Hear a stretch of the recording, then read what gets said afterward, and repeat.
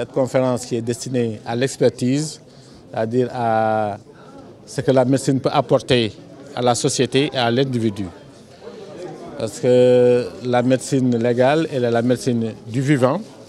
Quand les femmes sont exemptées, sont violentées, quand les enfants sont en détresse, quand les réfugiés aussi sont en détresse dans les camps, quand il y a situation de crise dans les camps, c'est pour cela que le CICR est avec nous, la Croix-Rouge est avec nous, parce que c'est la Croix-Rouge qui assiste et donc qui sponsorise cet événement qui est la 7e conférence africaine de la Société africaine de médecine légale, qui est le maillage continental. Et donc, je l'ai dit, l'Océanie est là, il n'y a que l'Amérique qui est absente, sinon les autres continents sont là, bien présents. L'Asie est là, l'Europe est là, et bien sûr, nous autres Africains, nous sommes là, c'est chez nous. Voilà, donc c'est cette conférence qui est basée sur 3 jours et qui va coïncider avec la journée mondiale de la femme. Et on sait que dans beaucoup de pays, les violences faites sur les femmes, sur les personnes vulnérables, les enfants, sont de mise. Et c'est en ce moment-là que le médecin, et particulièrement le médecin légiste, peut écouter dans le cadre des consultations médico-judiciaires, prendre en charge les victimes de violences à l'écoute et aussi par la délivrance d'un document médical destiné à la justice, qui ne peut pas faire l'objet de contestation parce que c'est des médecins assermentés qui sont là pour délivrer ce genre de documents. Et souvent au Sénégal, les médecins étaient stigmatisés par la délivrance de certificats médicaux dits de complaisance. Les médecins qui font de tels actes peuvent être traduits devant le Conseil de l'ordre, devant la justice. Et dans l'enseignement de la médecine légale, on leur apprend à justement ne pas s'exposer en faisant de telles pratiques.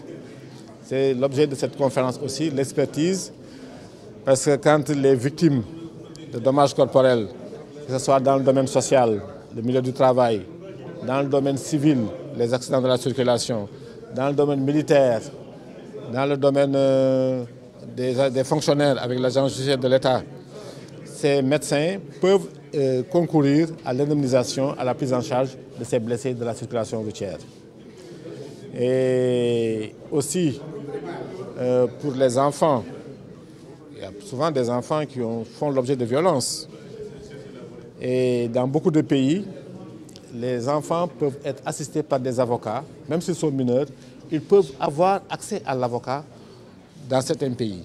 Au Sénégal, ce n'est pas encore le cas. Et on voit qu'il y a beaucoup d'enfants de la rue qui sont violentés et qui sont victimes de violences et qui donc doivent être pris en charge par les médecins. Et dans certaines familles aussi, on peut avoir des violences sur des enfants. Ces violences sont en général répétées. Et on apprend aux pédiatres comment reconnaître ces enfants qui font l'objet de sévices dans les familles. Et pour les autres aspects de la médecine légale, il y a la médecine légale dans les domaines éthiques, la fin de vie, comment faire quand il y a quelqu'un qui est en réanimation prolongée, les comités d'éthique qui sont dans les hôpitaux, qui doivent discuter de ces cas-là. Là aussi, c'est un aspect de la médecine légale.